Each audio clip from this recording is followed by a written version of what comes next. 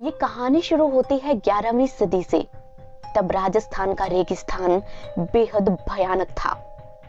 दूर दूर तक सिर्फ रेत ही रेत, पानी का तो नामो निशान नहीं था। इस सूखे रेगिस्तान में एक प्रेमी जोड़ा पाकिस्तान से भटकते भटकते हिंदुस्तान आता है। वो प्यास से बेहाल थे। लगातार खोजने के बाद भी जब कई दिनों तक उन्हें पानी नहीं मिलता तो एक दूसरे को आखिरी सलाम कहकर ये दोनों दुनिया को अलविदा कह देते हैं। फानुश बनकर जिसकी हिफाजत हवा करे, वो शमा क्या बुझे जिसको रोशन खुदा करे, जिसको रोशन खुदा करे। ये खूबसूरत शेर आज उन मज़ारों पर लिखा गया है जहां इन्हें दफनाया गया था।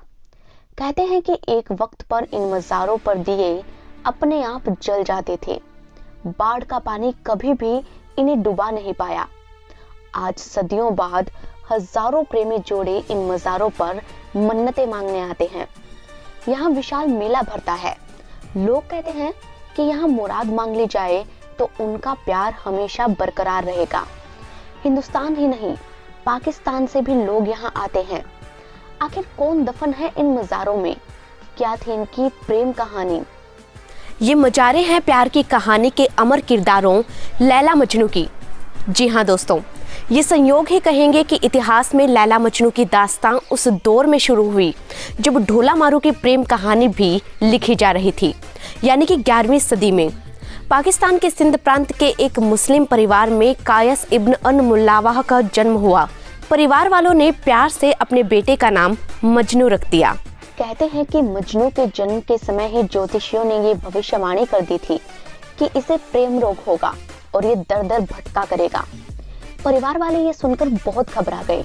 उन्होंने ये ठान ली थी कि वो मजनू को इश्क के चक्कर में नहीं पड़ने देंगे, लेकिन होने को कौन टाल सकता है। कहते हैं कि जब मजनू बड़ा हुआ तो उसे मदरसे में तालीम लेने के लिए भेजा गया। तालीम के दौरान ही उसे एक सांवले सलोनी लड़की से इश्क हो गया। ये लड़की कोई और नहीं बल्कि लैला ही थी। मजनू के दोस्त लैला के सांवले रंग को लेकर अक्सर उसे ताना दिया करते थे, लेकिन वो कहता था कि प्यार काले गोरे का भेद नहीं देखता।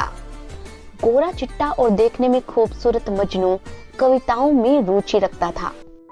मैं इन दीवारों से गुजरता जाऊंगा जिनसे लैला गुजरती है, और मैं उस दीवार को चूमूंगा जिनसे लैला गुजरती है।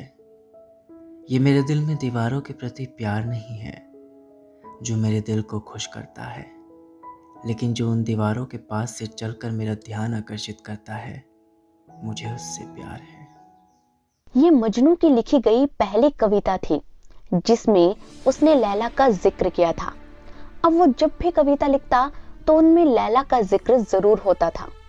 मजनू की आशिकी से लैला भी दूर नहीं रह सकी और वो मजनू की तरफ खिंचती चली गई। लैला को भी मजनू से प्यार हो गया और दोनों ने शादी करने का फैसला किया, लेकिन लैला के परिवार वालों को ये रिश्ता बिल्कुल भी मंजूर नहीं था। उन्होंने दोनों की शादी करवाने से साफ इनकार कर दिया।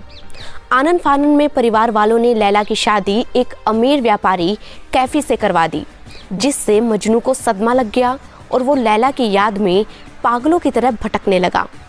इधर लैला ने भी अपने पति को मजनू के बारे में सब कुछ बता दिया, जिससे नाराज होकर उसके पति ने उसे तलाक दे दिया। लैला वापस पिता के घर आ गई। जब मजनू को इस बात का पता चला तो वो लैला के पास पहुंच गया और दोनों घर छोड़कर भाग गए। इस बात का पता जब लैला के परिवार वालों को चला तो वो गुस्से से पागल हो गए और उन्होंने दोनों को ढूंढना शुरू कर दिया। लैला मजनू परिवार और समाज के डर से छिपते छिपाते दर दर भटकने लगे।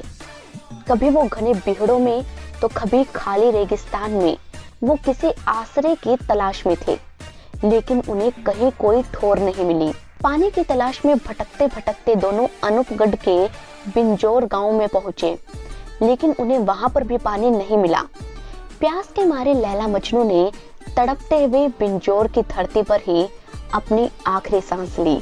कहते हैं कि सुबह जब गांव वालों ने उन्हें देखा तो वो समझ गए कि ये कोई प्रेमी जोड़ा है, इसलिए उन्हें एक ही जगह दफना दिया गया।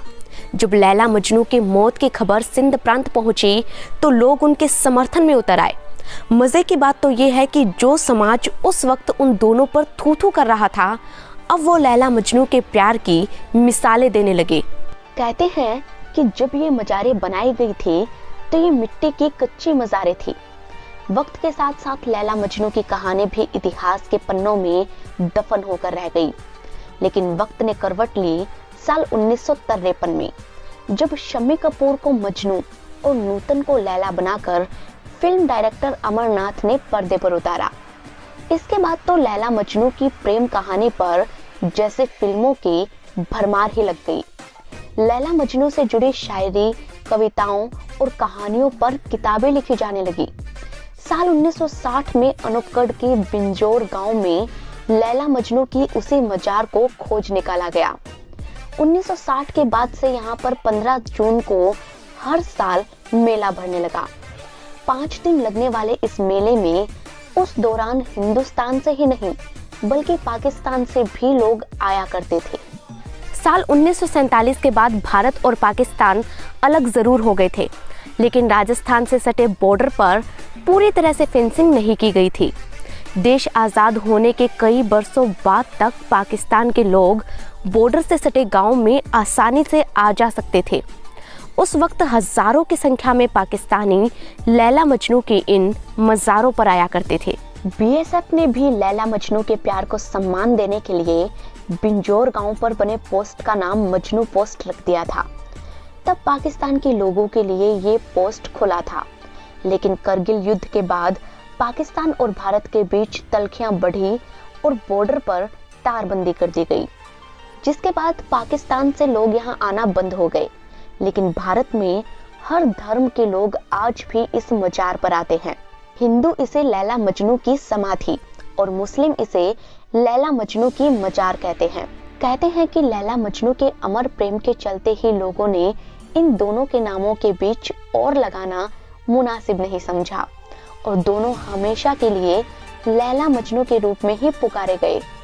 दिलचस्प बात तो ये है कि इस इलाके में घग्गर नदी के कारण कई बार बाढ़ जैसे हालात पैदा हो जाते हैं, लेकिन बाढ़ का पानी आज तक इन मजारों को डुबा नहीं सका। इस कारण लोगों की आस्था मजार के प्रति और भी बढ़ जाती है। लैला मजनू की मौत के बारे में अलग अलग कहानियां कही जाती है। कुछ लोग कहते हैं कि लैला और मजनू ने अपने परिवार और समाज से तंग आकर आत्महत्या कर ली थी। वहीं कुछ लोग ये कहते हैं कि लैला के भाइयों ने मजनू की हत्या कर दी थी। इस बात का पता जब लैला को चला तो वो मजनू के शव के पास पहुंची और वहां उसने सुसाइड कर लिया। लेकिन दैनिक भास्कर की एक ग्राउंड रिपोर्ट में अनूपगढ़ के बांजोर गांव के लोग वो ही कहानी बताते हैं जो आज आपको हमने सुनाई है। राजस्थान, पंजाब, हरियाणा, उत्तर प्रदेश और बिहार समेत कई राज्यों से लोग यहाँ पर आते हैं और इन मजारों पर माथा टेक कर अपने प्यार की सलामती की दुआ करते हैं। कहते हैं कि बरसों पहले यहाँ मजारों के दिए खुद ब खुद जल जाया करते थे। हालांकि इस फैक्ट में कितनी सच्चाई है ये तो नहीं कहा जा सकता, लेकिन लैला मजनू की ये दास्तां बिंजोर के लोग बिल्कुल सच्ची बताते हैं। बहरहाल वैलेंटाइंस डे की स्पेशल सीरीज में लैला मजनू के प्यार की ये कहानी आपको कैसी लगी दोस्तों, हमें कमेंट करके ज़रूर बताएं। साथ ही ये बताएं कि आप हमें कहाँ से देख रहे हैं। अगर आपके गांव, शहर या इलाके से जुड़ी कोई ऐसी ऐतिहासिक धरोहर है जिसकी कहानी आप हमें बताना चाहते हैं या कोई जानकारी देना चाहते हैं तो आप हमें मेल ज़रूर भेजें। इस वीडियो को याद से लाइक और शेयर कीजिए। साथ ही चैनल को सब्सक्राइब करना बिल्कुल ना भूलें। मिलते हैं अगले वीडियो में, तब तक के लिए धन्यवाद।